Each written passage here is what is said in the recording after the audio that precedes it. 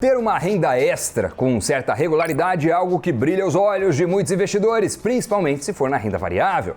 Apesar do sobe e desce no mundo das ações, é possível conseguir uma certa previsibilidade nos rendimentos. Montar uma carteira de dividendos pode ser uma boa alternativa, principalmente se o perfil do investidor é um pouco mais conservador. Uma carteira bem montada tem o poder de acelerar o crescimento do patrimônio e criar uma renda passiva. Para montar uma carteira de dividendos, não basta escolher empresas que distribuam grandes partes do seu lucro aos seus acionistas.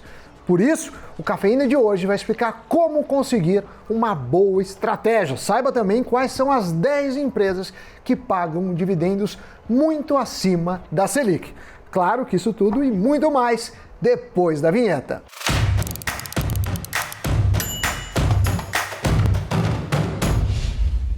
Amiguinhos e amiguinhas, o que temos para hoje, Doni? O quê? Acho que temos um pouco disso que falamos, não é? É bom, é bom que a gente não decepcione as pessoas. Você tá animado hoje, Stanley Boy? Uma loucura. Muito animado. Chega às 6 da manhã, eu já fico... Vai ter que... Acordo às 5, já pulo da cama pra fazer... Tem piadinha hoje? Não, hoje não. Faltou o editor da piada. Talvez tenha ao final do programa. Talvez o Zanuto. O Zanuto, ele também tem piadinhas boas. Então o Zanuto põe aquela piadinha, aquele meme engraçado que só você sabe. Zanuto, você é danadinho. E olha só. Sapeca, menino de sapeca. Para começar, aqui o que interessa. Você sabe o que é uma carteira de dividendos? Carteira de dividendos é o seguinte, é montar posições em um grupo de ações que pagam altos dividendos e com recorrência. Mas exatamente o que são dividendos? Todo mundo sabe, mas vamos fazer aqui uma definição, né? Dividendo é aquela parte do lucro que as empresas distribuem aos seus acionistas. Por lei, as empresas de capital aberto têm que distribuir no mínimo 25% dos seus lucros, mas existem empresas que distribuem muito mais. E são essas que interessam aos investidores que montam uma carteira de dividendos. Este lucro pode ser tanto distribuído na forma de dividendos como na forma de juros sobre capital próprio, chamado também de JCP. O JCP é tributado em 15%, já os dividendos, enquanto não tiver reforma, porque estão querendo tributar, são isentos. Algumas empresas preferem distribuir juros sobre capital próprio em vez de dividendos, porque isso ajuda a bater os impostos que elas têm que pagar. E esses pagamentos podem ser realizados de uma forma mensal, trimestral ou anual. Varia de empresa para empresa. Na hora de escolher quais empresas colocar na sua carteira de dividendos, é preciso analisar o histórico de pagamentos, porque os dividendos pagos podem variar muito. Algumas companhias distribuem muito lucro em um ano, por exemplo, mas também podem passar um bom período sem pagar nada aos seus acionistas, seja porque passou a ter prejuízo ou porque está investindo todo o seu capital em algum projeto ou expansão, por exemplo. Então, analisar a consistência, a recorrência nos pagamentos é fundamental nessa estratégia. Empresas maiores, mais consolidadas, geralmente pagam dividendos maiores, exatamente por não precisar fazer grandes investimentos e não tem muito como crescer. Então, elas preferem distribuir o lucro aos acionistas porque é melhor do que deixar o dinheiro parar na conta corrente. Empresas que têm receitas constantes e contratos previsíveis de longo prazo também costumam ter uma boa previsibilidade de dividendos. E como todo investimento, diversificar vale para isso também. Já falamos isso em muitos programas, que a diversificação ajuda a diluir risco e é algo que o investidor nunca pode esquecer. Então, ainda que você queira uma carteira de dividendo, não coloque tudo em apenas uma empresa. Você pode ter problemas, inclusive nos dividendos. Exatamente. E ao montar uma estratégia de diversificação, a gente não está falando de diversificar, colocar em 30 companhias. Não, porque aí também, se uma vai muito bem, você não ganha benefício nenhum disso, né? Tem que ser uma diversificação eficiente, num ponto adequado. Sim. E não só entre empresas, mas é interessante também diversificar em termos de setores. Não adianta ter 10 empresas, só que são todas elétricas, né? Por mais que tenham um bom histórico de dividendos, o seu risco fica sendo extremamente elevado. Vale lembrar que em 2013 o governo Dilma mudou a regulamentação do setor e várias companhias foram impactadas, viram seu valor de mercado despencar. Nesse ano, o Banco Central limitou o lucro que os bancos vão poder distribuir aos seus acionistas na pandemia, né? E esses são apenas 2 exemplos de riscos para o investidor que concentra a sua carteira de dividendos em empresas de um único setor. Então é importante, é interessante você pulverizar um pouco nesse sentido, né? Pode ter um pouco de energia, um pouco de óleo e gás, um pouco de bancos, quem sabe um pouco de seguros ou telecomunicações, por aí vai. E para fazer o patrimônio crescer, se você tem essa visão de longo prazo, o dividendo acaba sendo um extra para se reinvestir. Então vira uma bola de neve. Então você passa a usar os dividendos para recomprar ou mais ações daquela empresa ou outras. Então fica ligado nisso que o dividendo, quando a empresa não paga dividendo, ela está crescendo, em tese, porque ela está investindo em crescimento. A ação que paga dividendo está te devolvendo um pouco do retorno. Se você gastar esse dinheiro, você deixa aí, acaba comprometendo o patrimônio que poderia ser muito maior. E vamos fazer um exemplo numérico aqui, pensando em um cenário onde a ação pagadora de dividendos que você comprou caia. Olha só, digamos que você tenha colocado na sua carteira X ações de uma empresa que custa R$30 e que ela distribuiu R$3 por ação. Isso dá um dividend yield de 10%, 3 sobre 10. Agora imagine que a ação dessa empresa caia para R$20. É um tombo considerável, 33%. Mas se você estiver pensando no longo prazo, comprar essa mesma ação a R$20 pode ser vantajoso, bem mais vantajoso do que a R$30 se a perspectiva se mantiver positiva. Por quê? Porque quando ela voltar a distribuir dividendos, eles serão, se mantidos os mesmos valores nominais, proporcionalmente maiores. Se ela voltar a pagar mais R$3 em dividendos no futuro, o dividend yield para quem comprou a ação a R$20 terá sido de 15% e não 10%.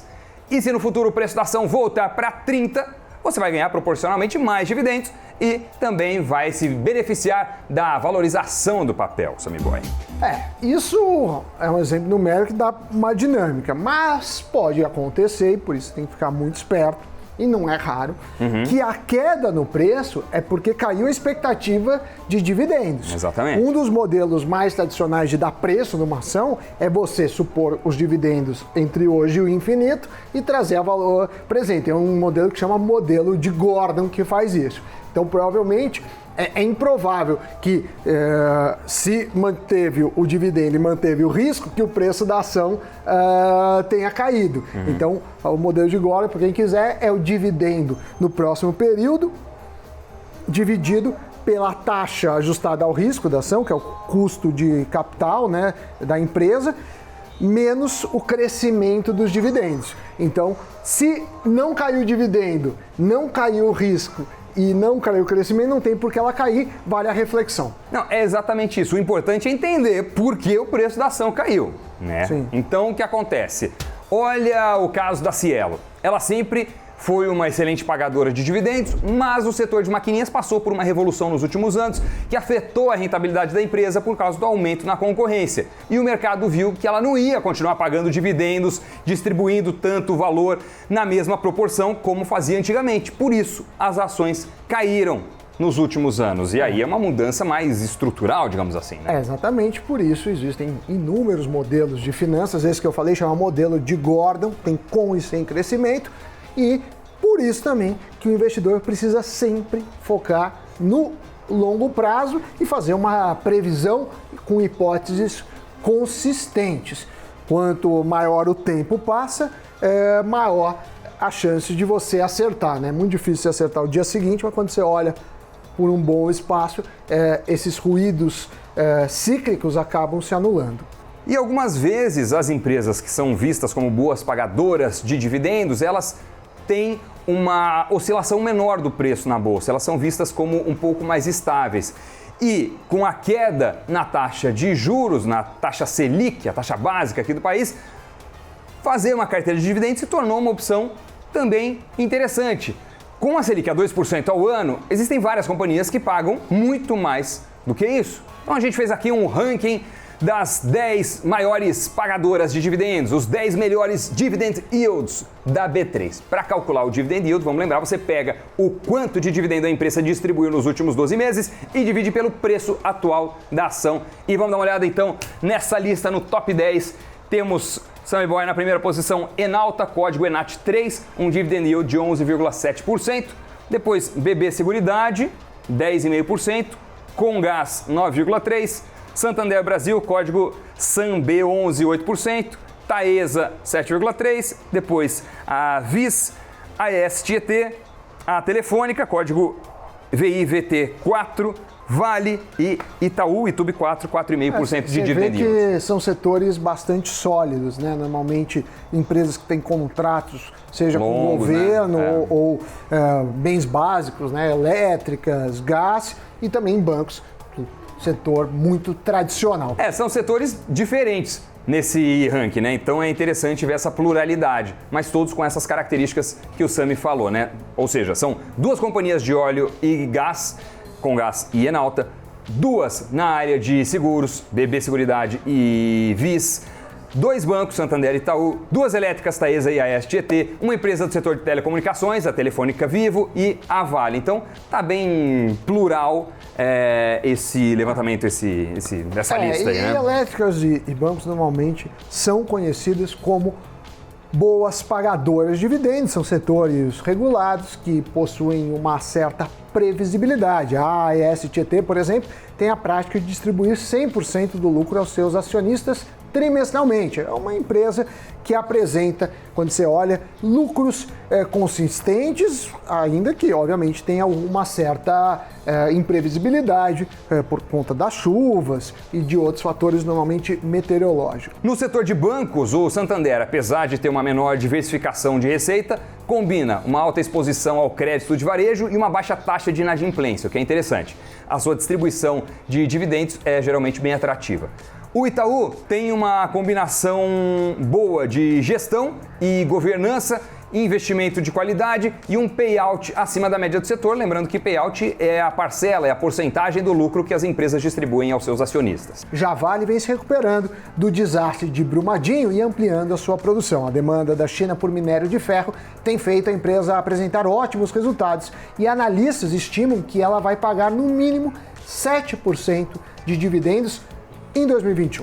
Esses são só alguns exemplos do ranking que a gente apresentou aqui e vale ressaltar que isso não é uma recomendação de compra. Não, a gente está trazendo algumas amostras, trazendo algumas empresas que têm esse histórico. A escolha da companhia exata onde você vai investir requer uma pesquisa, conhecimento, até dedicação, perfil, ver se faz sentido ou não para você, para os seus objetivos, né? Não é só olhar para as companhias que têm os maiores dividend yields e sair comprando. Não, a máxima que rendimento passado não é a garantia de rentabilidade futura, vale também sempre, né? De qualquer forma, muita gente gosta dessa estratégia de montar uma carteira de dividendos e acredita que isso é uma forma de aumentar a rentabilidade e diversificar quando vão para a renda variável, lembrando que empresas de boas pagadoras de dividendos, em tese, tem um risco menor, que ela já te devolve parte do dinheiro quando comparada com empresas que não pagam, pagam pouco dividendo e reinvestem tudo. Muito bem, Samidana, um programa sobre dividendos, sim, hein? Sim, dividendos. Programa recheado de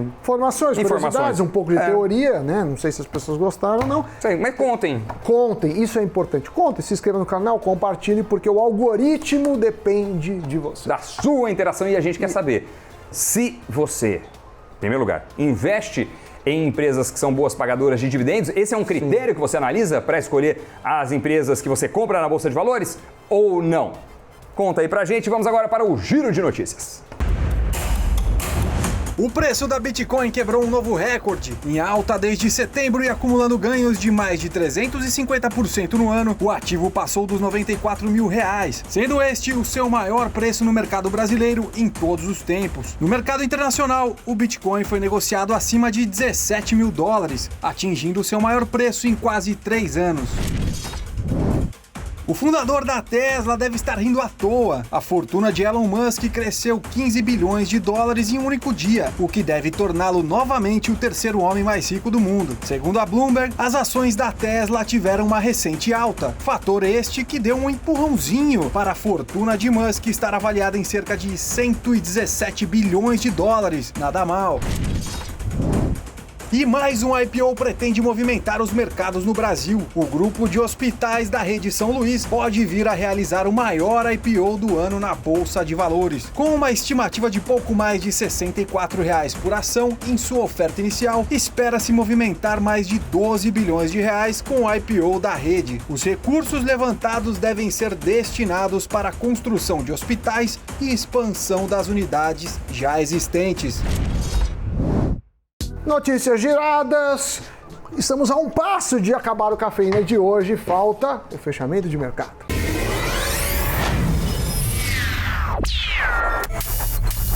O Ibovespa seguiu na contramão das bolsas no exterior e fechou o dia em alta de 0,74% aos 107 mil pontos. Tanto o aumento de capital estrangeiro, assim como a alta de ações ligadas às commodities, puxaram o índice, sendo este o maior patamar de fechamento da B3 desde 4 de março. As maiores altas do dia foram lideradas por CVC, Hypera e Engie.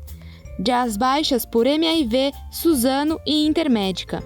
Enquanto isso, o dólar fechou o dia em queda de 1,8%, cotado a R$ 5,33. O forte fluxo de investimento estrangeiro no Brasil viabilizou a desvalorização da moeda americana frente ao real. Agora sim, Samidana, depois do fechamento, depois do giro, depois desse programa tão completo sobre dividendos, sobre detalhes, falamos um pouco de teoria, de exemplos, demos ranking, recado dado, Cafeína, mais um foi pra conta e você sabe, segunda a sexta às 6 da manhã estaremos sempre aqui ao seu lado com sua dose de inteligência financeira.